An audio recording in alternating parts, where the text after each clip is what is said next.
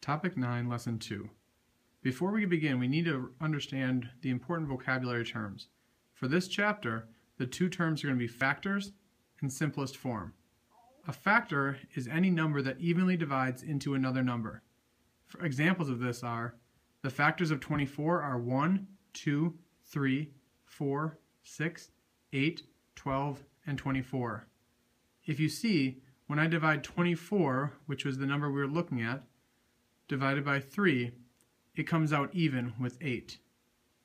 In simplest form, I'm looking for the lowest equivalent fraction. So I looked at the fraction 32 divided by 48, or 32/48. I divided it by all of its different fractions. 32 divided by 2, 32 divided by 4, 32 divided by 8, and 32 divided by 16. When I did all of those, including the numerator and denominator, I found that I had 4 different equivalent fractions. In simplest form, I'm looking for the lowest one, which would be 2/3.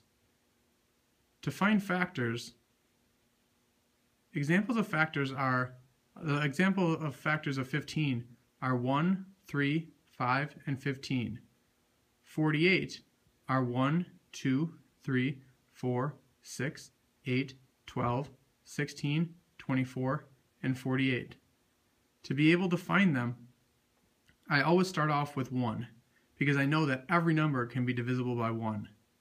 If it's divided by 1, I know it's going to get the actual number. So in the first case, I know it'll be 15. So I write 1 and I write 15. And then I start looking at any other numbers that it might be divisible by.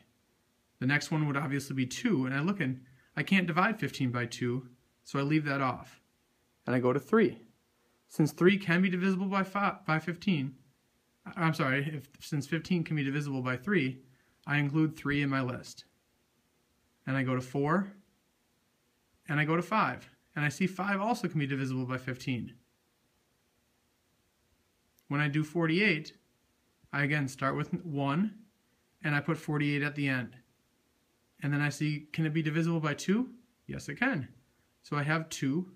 And I also write down 24, because I know 2 times 24 is going to equal 48. So 24 will also be a factor of 48.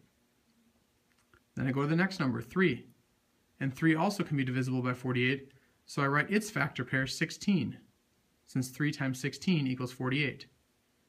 And I go to 4, and then I look at 5, and since 5 can't be divisible by 48 divisible by 5, I leave it off. And I have 6, and then I leave off 7, and I have 8, since 6 times 8 is 48. To find the simplest form, you need to find all the factors for both the numerator and denominator, and then divide both numbers, the numerator and denominator, by the largest number you see in both lists of fractions. Let's do some examples and see if we can understand how to find simplest form. In number 1 of your guide to practice, it's 16 divided by 32, or 16/32. I do my list of factors for each number, the denominator and the numerator, and I see that I find 16 in both of them. So on the bottom, I divide 16 divided by 16 and 32 divided by 16 and get 1/2, which is my answer for 16 divided by 32 in simplest form. For number 2 is 10 divided by 14, or 10/14.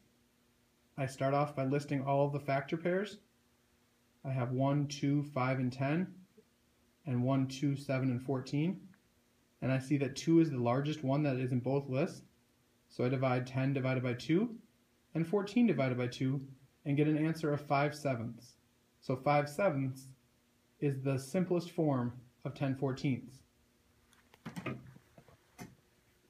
For number 3, 33 divided by 77, or 33/77.